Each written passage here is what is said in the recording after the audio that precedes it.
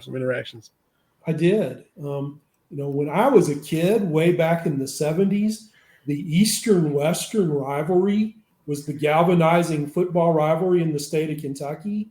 It's hard to explain now how big it was. And pretty much everybody had to pick a side. And my parents had done their graduate work at Western, so I rooted for Western and against Roy Kidd and Eastern. So when I got to the Herald-Leader and started interacting with him, this is a guy I'd always sort of rooted against. So I was surprised how much I liked him. And Roy Kidd is the most significant college football coach in our state's history. Obviously, Bear Bryant is the greatest coach who ever coached here, but he didn't stay. And Roy Kidd, when he was in his heyday, Eastern was the best team in the state. They were better than Kentucky.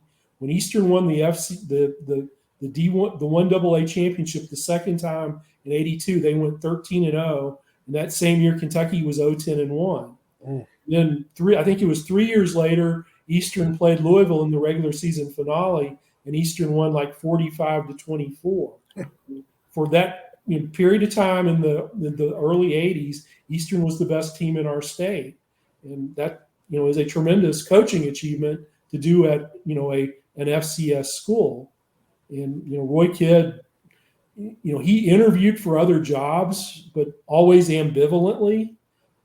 He's just such an Eastern guy. He played there. He'd been an assistant there. He was the head coach there for so long. It was his school. He loved Eastern. But the one job he always wanted a crack at was UK. And he interviewed twice. And the first time he interviewed was after Fran Kersey was fired. And I think he felt like he didn't really get a fair interview. It was kind of a cursory thing.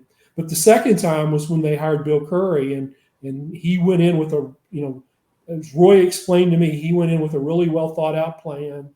Felt like CM Newton was then the AD search committee, that they gave him a fair listen. And Roy told me that he was told by somebody on the committee that if Curry, who was then the head coach at Alabama, had said no, that Roy would have probably gotten an offer to coach at UK. Now, as we know, Curry said yes, and that offer didn't come. But that was UK was probably the one job he would have left Eastern for.